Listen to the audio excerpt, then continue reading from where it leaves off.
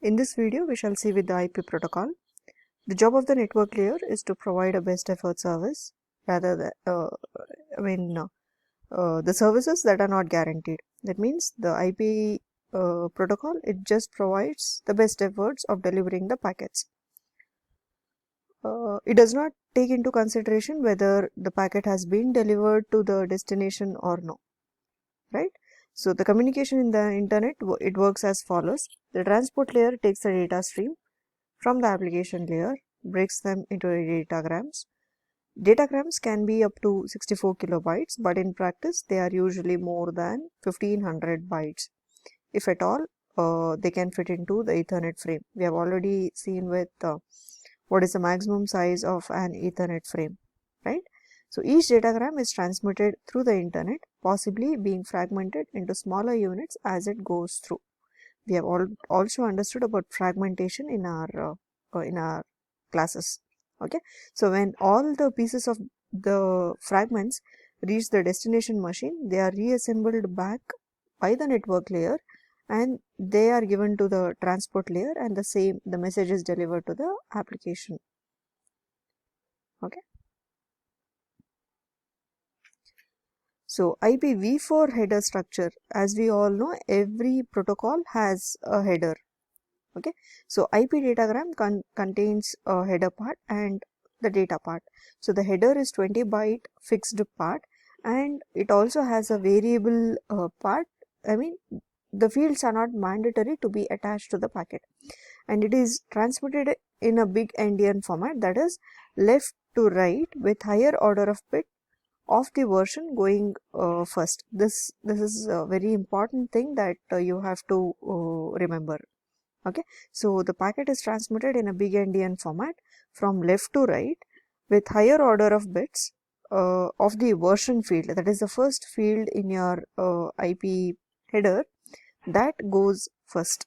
Okay, and the Spark is big endian, whereas Pentium is little endian. We already know the difference between big endian machine and little endian machine. Okay, so if you look at the IP header, this is how it looks like. So you have version, this is typically IPv4 header. Okay, IHL, that is header length, differentiated services. This is the marker that we have for quality of service, the total length of the packet, identification field. You have few flags over here, that is don't fragment, more fragment, and few bits are kept empty. Fragment offset, time to live, the protocol field, checksum, the source address, destination address, and options. This forms your variable part, right? So the first field is version, which tells the version of a protocol, whether it is IPv4 or IPv6. IHL, the length of header in 32-bit words, the minimum value is 5, which applies when no options are present. Okay, so 32-bit word, and if it is 5, it means the maximum value of this is 4 bits. So it is the length is 4 bits, so which can go till 15. So if you look with the calculation part, the number of bytes will be 60 bytes, right?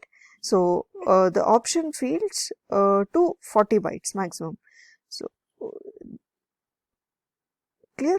Okay, so 4 bits, maximum value is 15, so it means the header is up to 60 bytes. Fine. The next field is differentiated services. This is used to distinguish between different classes of service.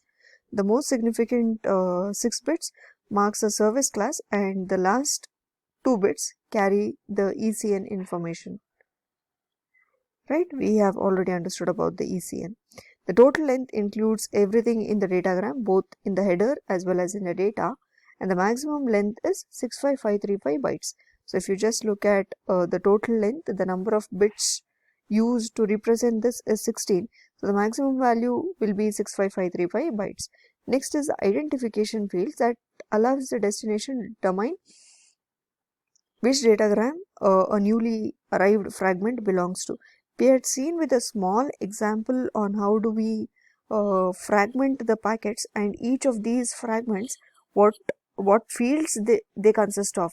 We had seen with it should have the sequence number, it should have the fragment offset number, and it should also have a marker to tell whether it is the last fragment or in between fragments. So these fields, likely the identification field, the don't fragment field, the more fragment field, these are all associated with your fragmentation. Okay, so identification field allows the destination to determine which datagram a newly arrived fragment belongs to, and all the fragments of a datagram contains the same identification value. It is like having a same number to all the fragments of a particular packet. Next, two 1-bit fields, that is don't fragment. This is used to tell the router not to fragment a datagram because maybe your destination is incapable of putting the pieces back together again, or maybe the reason that you do not want your packet to be fragmented. Next one is MF, that is more fragment. All the fragments except the last one have this bit set to 1. So it is indeed to know when all the fragments of a datagram have arrived. So we have seen, right, if this usually only the last bit is set to 1, okay, which indicates it is the last fragment of a particular packet. Fragment offset, this field will tell where exactly this fragment fits into. So all the fragments except the last one must be multiple of 8 bytes, right? The elementary fragment unit, this is called as elementary fragment unit.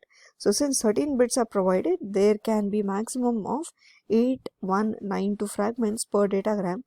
This gives a maximum datagram length of 65535 bytes.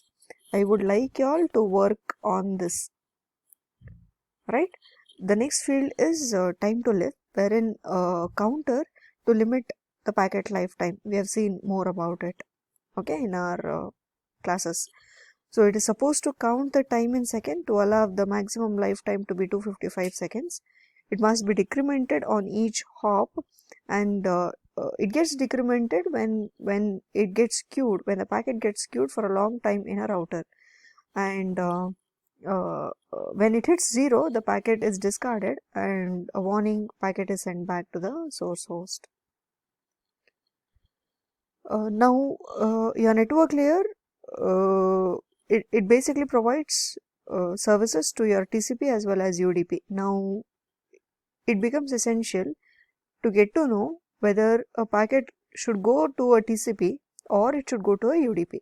So this field tells which transport process to give the packet to. So TCP is one possibility, but UDP there are other packets which might be delivered to UDP also. The next field is header checksum, obviously to detect errors. But however, the speciality of IPv4 is that it verifies only the header part.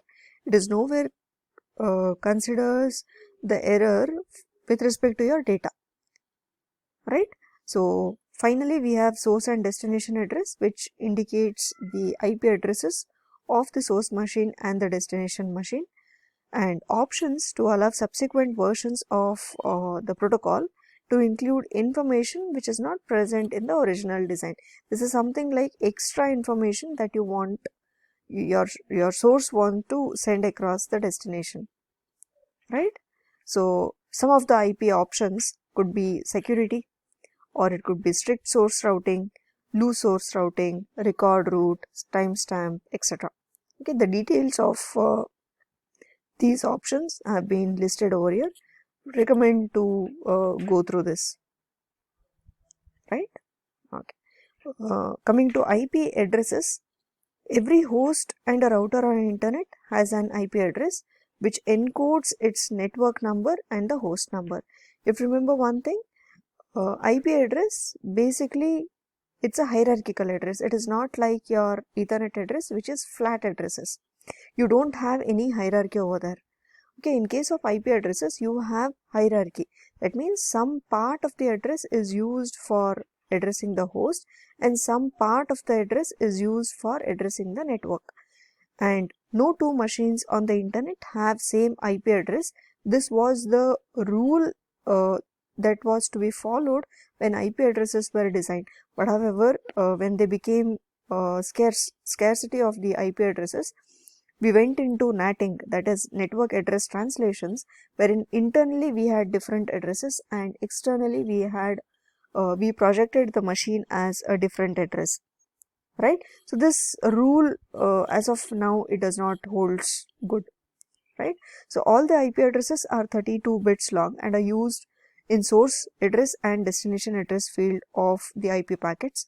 The IP address does not actually refer to the host, it refers to an interface. So if host is on two networks, it must have two IP addresses.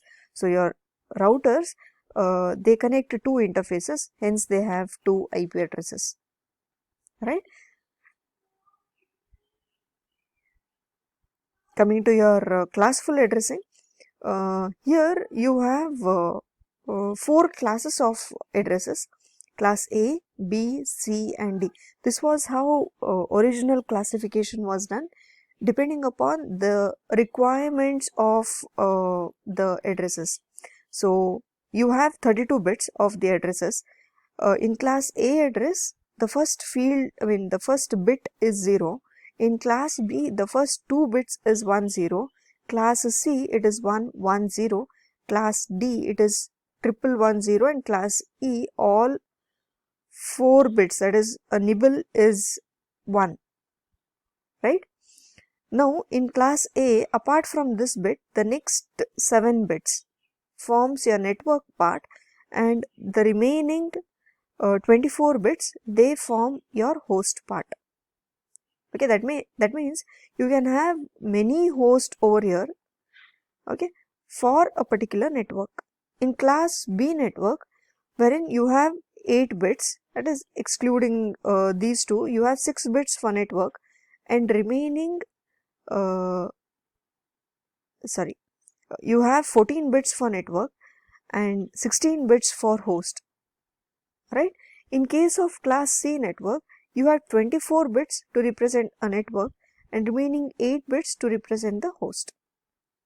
Okay, multicast addresses, when I was discussing about multicasting in my multicast video, I told you that there are few special addresses to represent a group, okay, and those addresses are these multicast addresses, okay, and there are few addresses which are reserved for specific purposes, right? So class A network, if you look at, you have 128 networks. Why 128 networks? It is 2 to the power of 7, okay, and 16 million hosts each. How 16 million hosts? It is 2 to the power of 24, right? So what happens in case of class B? You have 2 to the power of 8 network and 64k host. How 64k host? 2 to the power of 16, right? Similarly, class C, class D is multicast addressing and class E is for reserved. So we'll stop this video till here. In our next video, we shall see how you actually work on this network part and the host part.